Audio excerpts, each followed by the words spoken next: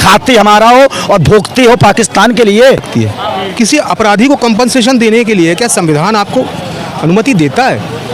या ये ममता बनर्जी दे रही है 5 लाख रुपए तक। मेरा ये कहना है 5 लाख दे, 25 लाख दे, हम बोले पूरा अपना मकान दे दे, घर दुकान दे दे, हमको क्या दिक्कत है?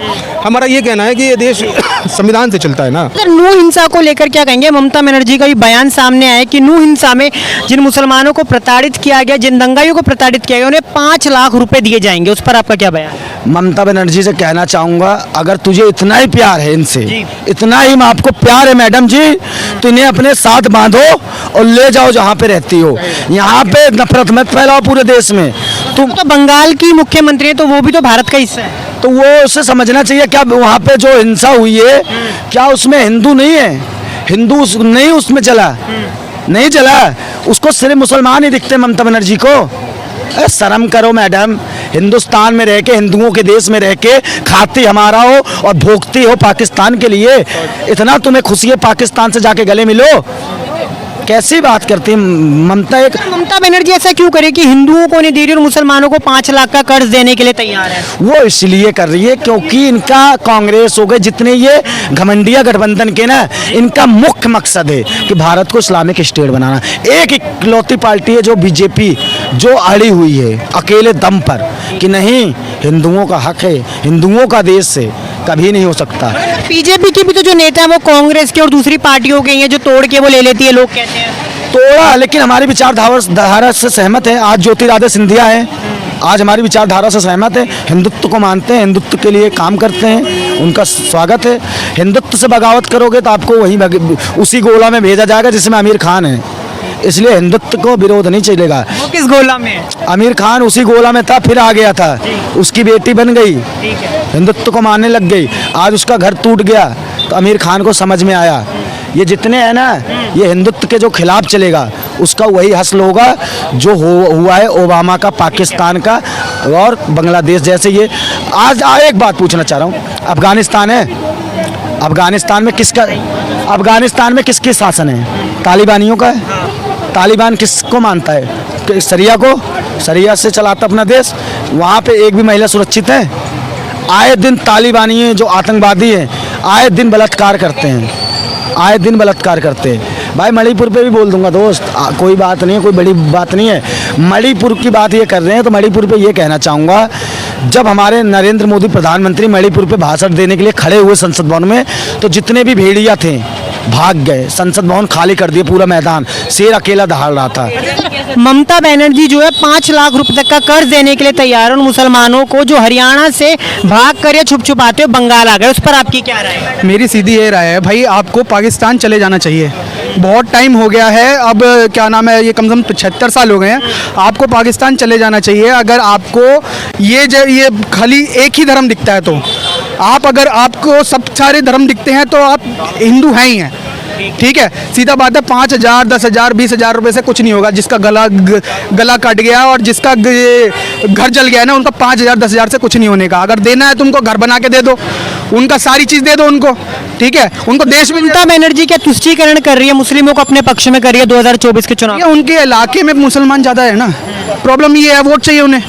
अगर उनके इलाके में जैन ज़्यादा होते तो वो जैन हो जाती, उसके इलाके में क्रिश्चियन ज़्यादा होते क्रिश्चियन हो जाती वो।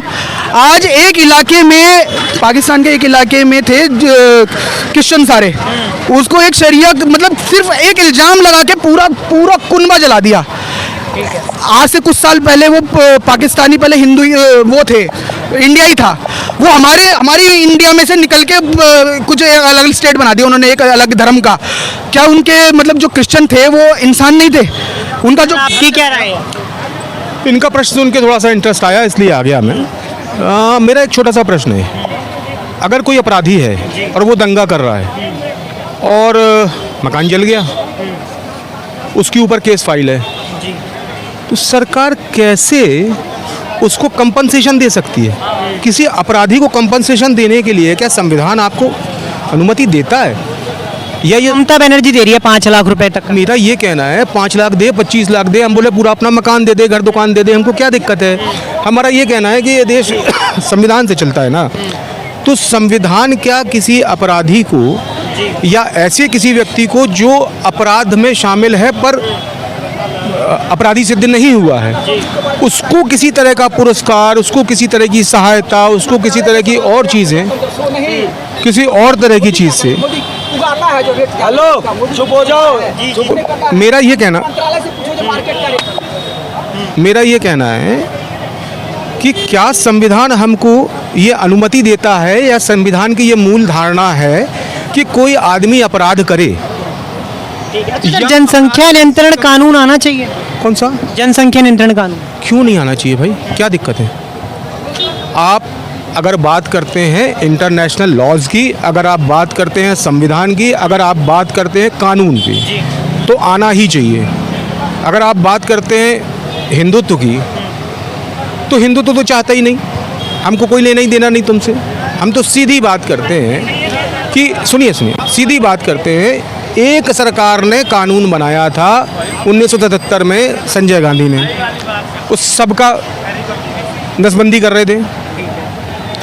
उस कानून में क्या कोई जात पात थी?